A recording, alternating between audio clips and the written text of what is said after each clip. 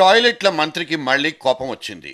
అప్పుడెప్పుడో సెల్ ఫోన్లకు టాయిలెట్లకు లింకు పెట్టిన పెద్ద మనిషి ఆ తర్వాత ఇప్పుడు మతాలు మనోభావాలతో పెట్టేసుకున్నాడు.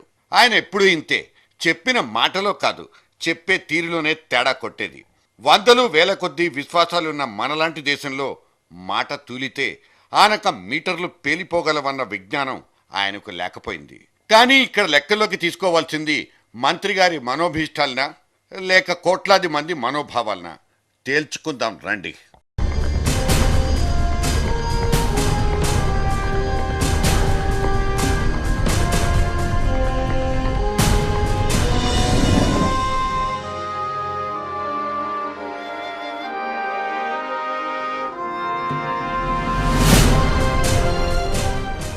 మన దేశంలో 163 మంది దగ్గర సెల్ ఫోన్ ఉంది. కనీసం 50% ఇళ్లలో టెలివిజన్లు, వాటికి కేబుల్ కనెక్షన్లు. కానీ 49.8% ఇళ్లలో మరుగుదొడ్లు లేవు. అంటే టీవీలుండి కూడా టాయిలెట్ లేని ఇళ్లు మన దేశంలో కోట్లాదిగా ఉన్నాయన్నమాట. నడుం కింద గోచి కట్టుకోవడం మర్చిపోయినా మెడ చుట్టూ మఫ్లర్లేసుకుని తిరిగేటంత దౌర్భాగ్యమైన దుస్థితి. ఈ లెక్కలన్నీ మనలో కొంతమందికి గర్వకారణాలుగా అనిపించిన पर्यावरण मंत्री जयराम रमेश नु मात्रम तिक्क पुट्टिंचेस्तुन्नायि। अब तक यात्राएं विनाश के लिए हुए हैं, ये यात्रा असली विकास के लिए है। ये यात्रा एक सकारात्मक और रचनात्मक काम के लिए है। ये यात्रा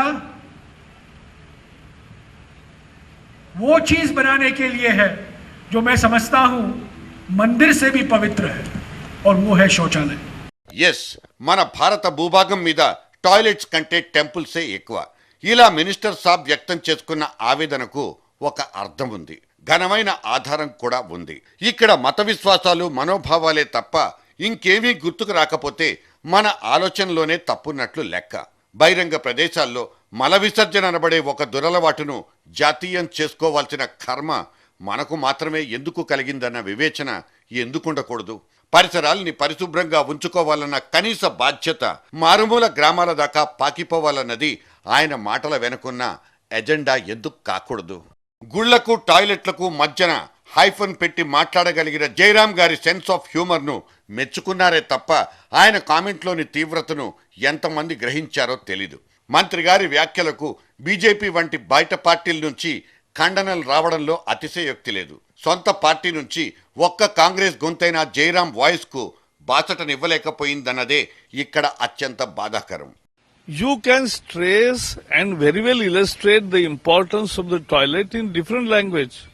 Why compare toilet and temple and hurt the sentiments of the people? You need not do that, but they are bent upon doing because they have lost their balance. They should apologize. He should apologize this. టాయిలెట్లు లేకపోవడం, అన్ని ఆరుబయటే కానిచ్చేయడం లాంటి జంతు నీతి కారణంగా మన చేతులారా పోగొట్టుకుంటున్న ఆరోగ్యం సంగతి కాసేపు మర్చిపోదాం. అంతు తెలియని జబ్బులతో ఒళ్ళు చెడిపోయి ఆసుపత్రులకు పోసే ఖర్చులు, ముక్కు మూసుకుని నడిచే ఓపిక లేక ముఖం చాటేసిన విదేశీ టూరిస్టులు, ఇవన్నీ కలిసి జాతీయ రాబడికి సాలిన 24,000 కోట్ల గండి పడుతున్న సంగతిని ప్రభుత్వాలు మర్చిపోతున్నాయి. ఇది మన స్థూల జాతీయోత్పత్తిలో 6.4%. సో ఇది సిగ్గు బిడియాలకు సంబంధించిన సమస్యగా కంటే సామాజిక ఆర్థిక పరమైన బాధ్యతగా ప్రభుత్వాలు ప్రజలు గుర్తుపెట్టుకోవాలి.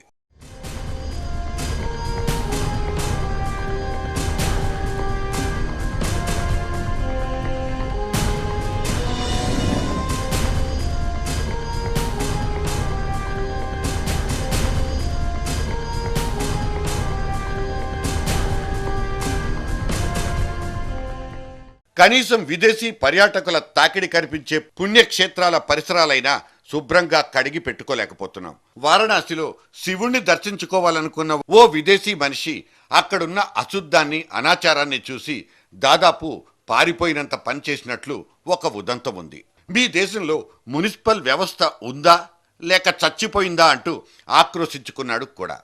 ఖుష్వంత్ సింగ్ ఒక నవల్లో చెప్పినట్లు ఇండియాలో ఉన్న వాటి కంటే లేనివే ఎక్కువ. ఇక్కడ దేనికి దరిద్రం వచ్చిందో అర్థం కాదు.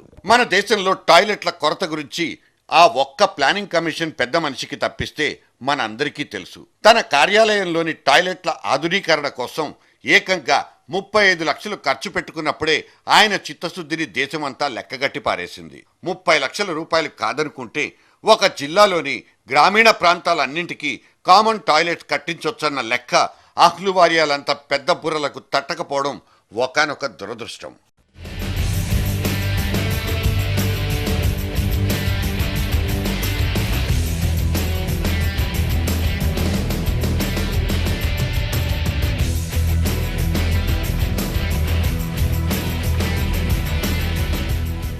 ఈ జయరాం రమేష్ ఇలా పదే పదే బయటకొచ్చి బావురుమనే కంటే తన బాస్ మన్మోహన్ సింగ్ సమక్షంలో క్యాబినెట్ కొలీగ్స్తోనే ఈ తీవ్రమైన సమస్య గురించి ముచ్చటిస్తే సరిపోయేది.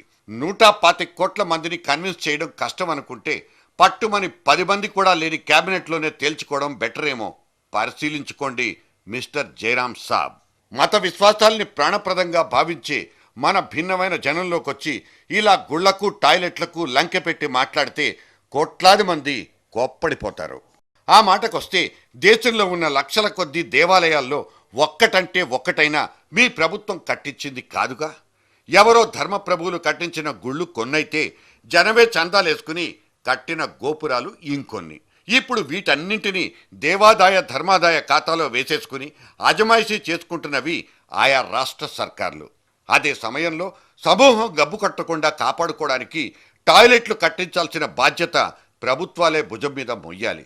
ఏ మిస్టర్, ఇట్స్ అన్ ఇర్రెస్పాన్సిబుల్ అంటానికి మన దగ్గర ఇంకో లెక్క కూడా ఉంది.